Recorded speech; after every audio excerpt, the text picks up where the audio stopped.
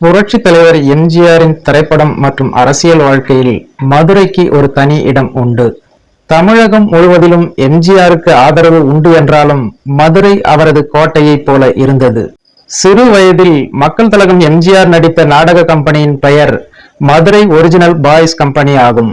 எம்ஜிஆர் அவர்கள் கதாநாயகனாக நடித்து வெள்ளி விழா கண்ட முதல் திரைப்படம் மதுரை வீரன் என்ற திரைப்படம். எம்ஜிஆர் நடித்த மதுரை வீரன் என்ற திரைப்படம் வெள்ளி விழா கொண்டாடியது மதுரையில் உள்ள சென்ட்ரல் தியேட்டர் ஆகும். 1958ஆம் ஆண்டு நாடோடி மன்னன் என்ற திரைப்படத்தின் வெற்றிக்காக முதலில் பொதுமக்கள் முன்னிலையில் திரைப்பட விழா நடந்த இடம் மதுரை தமுக்கம் மைதானம் ஆகும். இந்த விழாவில்தான் எம்ஜிஆர் அவர்கள் ஊர்வலமாக அழைத்து வரப்பட்டு 110 பவுனில் அவருக்கு தங்கவால் பரிசாக வழங்கப்பட்டது. எம்ஜிஆர் அவர்கள் நடித்த 100வது படமான ஒளிவிளக்கு என்ற திரைப்படம் தமிழ்நாட்டிலேயே அதிகபட்சமாக மதுரை மீனாட்சி தியேட்டரில் தான் 147 நாட்கள் ஓடியது.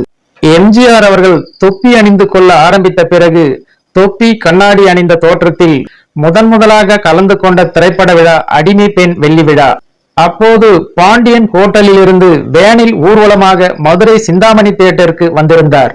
அதிமுக கட்சியை தொடங்கிய பின்னர் அப்போதைய சூழலில் பிரதமர் இந்திரா காந்தியிடம் புகார் மனு கொடுக்க மதுரைக்கு எம்ஜிஆர் சென்ட்ரல் ரயில் வழிநெடுக மக்களின் வரவேற்பால் 10 மணி நேரம் தாமதமாக சென்று பரபரப்பை ஏற்படுத்தியது வரலாற்று சாதனை.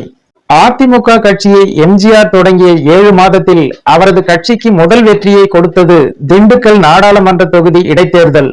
அந்த காலகட்டத்தில் திண்டுக்கல் தனி மாவட்டமாக பிரிக்கப்படவில்லை, மதுரை மாவட்டத்தில் தான் இருந்தது. அதிமுகவுக்கு முதல் மேயரை கொடுத்ததும் மதுரைதான். முத்து என்பவர்தான் அந்த மேயர். 1980ஆம் ஆண்டு தேர்தலில் மக்கள் திலகம் எம்ஜிஆர் போட்டியிட்டு வெற்றி பெற்ற தொகுதி மதுரை மேற்கு தொகுதியாகும். மீண்டும் முதல்வரான பின்னர் 1981ஆம் ஆண்டு மதுரையில் உலக தமிழ் மாநாட்டை நடத்தினார் எம்ஜிஆர். 1984ஆம் ஆண்டு அமெரிக்காவில் இருந்தபடியே ஆண்டிப்பட்டி தொகுதியில் போட்டியிட்டு வென்றார் எம்ஜிஆர். அப்போது ஆண்டிப்பட்டி மதுரை மாவட்டத்தில் தான் இருந்தது. அதன் பிறகு 1986ஆம் ஆண்டு ஜூலை மாதம் மதுரையில் எம்ஜிஆர் மன்ற மாநாட்டை நடத்தினார். புரட்சி தலைவர் எம்ஜிஆர் நடித்த கடைசி படம் மதுரையை மீட்ட சுந்தரபாண்டியன் ஆகும். மக்கள் திலகம் எம்ஜிஆர் அவர்கள் கதாநாயகனாக நடித்த 6 வெள்ளி விழா திரைப்படங்களும் ஒரு ஊரில் வெள்ளி விழா ஓடியிருக்கும், ஒரு ஊரில் வெள்ளி விழா ஓடியிருக்காது.